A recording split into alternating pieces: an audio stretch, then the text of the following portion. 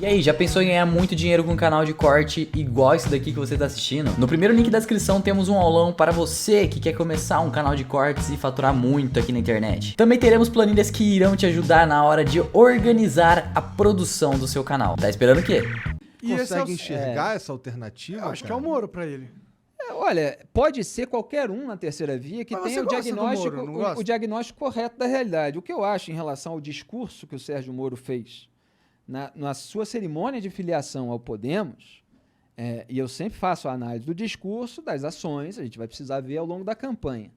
Mas o discurso é o diagnóstico correto. Quer dizer, eu estou falando tudo aquilo que ele falou no meu trabalho a cada dia. Cada etapa dessa que eu falei de sabotagem do combate à corrupção, ela está sintetizada ali naquele discurso, que obviamente é um discurso mais simples para todo mundo compreender, é inicial, a campanha ainda vai desdobrar isso, mas está correto. Você tem ali pontos em comum entre o lulismo e o bolsonarismo. O que você acha? Tem a questão do populismo, do nós contra eles, os dois recorrem a isso. Você tem a questão dos privilégios, das mamatas, dos políticos, dessa sensação do povo de que não adianta, sabe? A gente às vezes tem a sensação de que a luta é inútil, porque eles vão e vencem e conseguem Eu e tenho a tal. sensação que a luta é Eu também inútil. tenho. Pois é, e tudo isso está lá no discurso, ele falou. Então, assim, o que ele falou é a realidade. E aí ele se expandiu no sentido de abordar pautas para além do combate à corrupção, porque era aquilo que estava dentro da trajetória dele. E mesmo nesse ponto, que ele obviamente vai medir em cada quesito o que ele vai fazer ou não, e a gente vai precisar avaliar o que está correto, o que está errado, mas ele apontou ali a necessidade de reformas, tudo isso, que no fundo, é claro que tem alguma coisa diferente ali naquele discurso, mas você tem uma série de causas que estavam presentes ali naqueles atos de comoção nacional de 2018, mas que não tiveram a sua consequência prática. Quer dizer, não foram implementados. Então você tem bandeiras que foram carregadas, que foram defendidas, mas que não foram aplicadas. E é preciso resgatar isso. Não, eu entendo. Eu queria saber, porque eu sou leigo, entendeu? Então, existem muitas acusações que fazem sobre o Moro que eu não entendo exatamente. Deixa eu só fazer um parênteses Claro. antes da sua pergunta, porque assim, o Eduardo Leite vai disputar com o João Dória. Tá. Qualquer um deles pode fazer esse discurso. A questão vai fazer?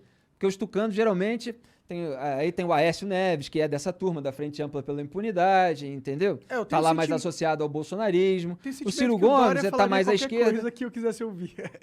O Ciro Gomes tá mais à esquerda, sempre foi estatizante, aliás, como o próprio Jair Bolsonaro, embora eles finjam que são muito diferentes. E ele aponta uma corrupção aqui, mas ao mesmo tempo tenta atacar ali, queria o apoio do PT e tal.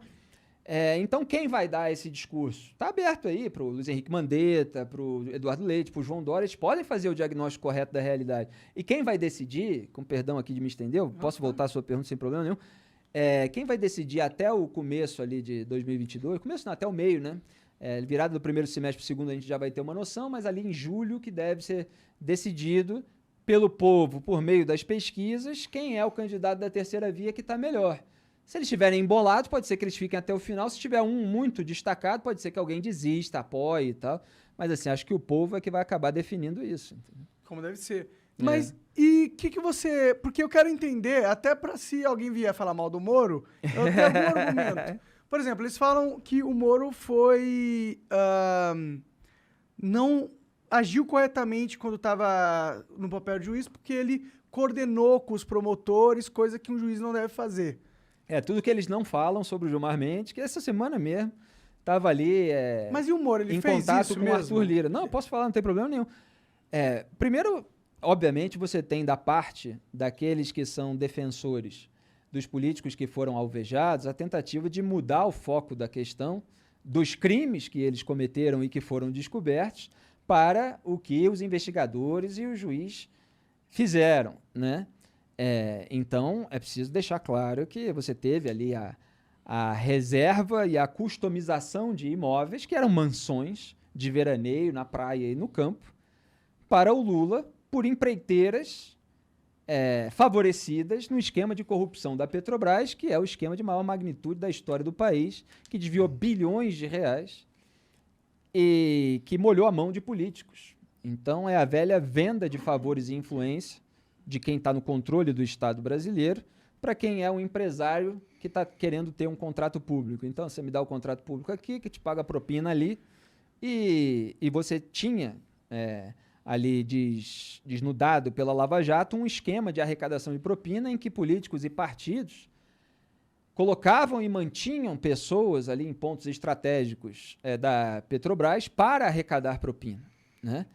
E você tinha esse suborno que era aceito por determinadas pessoas desse esquema para levar uma vida de mordomia, de luxo e tal. E que elas poderiam ter recusado se elas fossem moralmente elevadas como elas posam que são.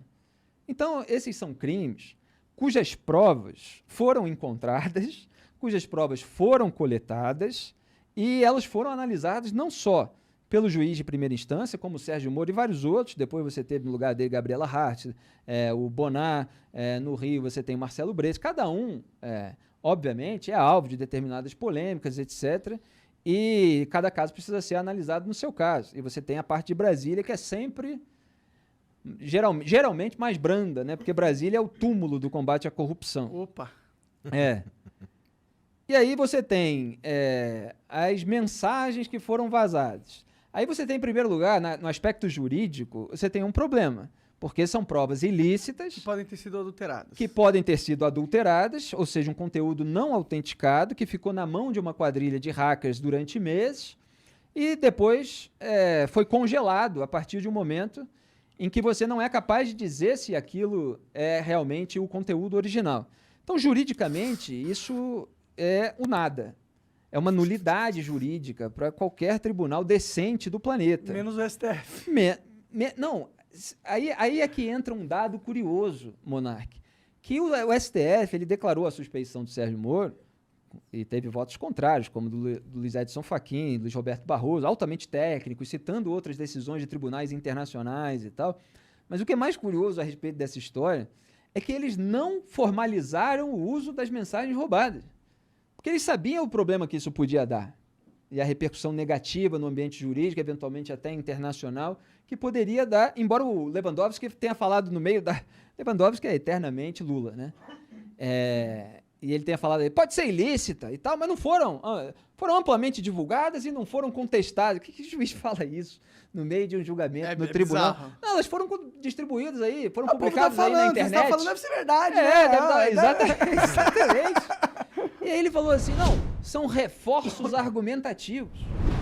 Quer dizer, o sujeito não formalizou o uso daquelas mensagens, mas ele estava decidindo com base nelas, O que é um absurdo usando, por si só. Juridicamente depois de falando. toda uma campanha Sim. política, com os porta-vozes do lulismo aí na internet e tal, gente que possivelmente não publicaria determinado conteúdo roubado, não autenticado, Mas se o não que fosse eles do usaram interesse pra pessoal. anular? O que realmente Então, foi aí o eles usaram material? outras coisas que foram decididas ao longo da investigação. Tipo o quê? Porque é o caso da condução coercitiva, né? Que depois Gilmar Mendes acabou com ela. Aí você junta a condução coercitiva aqui, você junta com uma outra decisão ali, você fala assim, olha quantas decisões contrárias. Ora, é o juiz que estava tomando as decisões a respeito de um caso de um investigado por aceitação de suborno. Então é óbvio que você tem decisões desfavoráveis ao réu que irritam o réu, que irritam a defesa.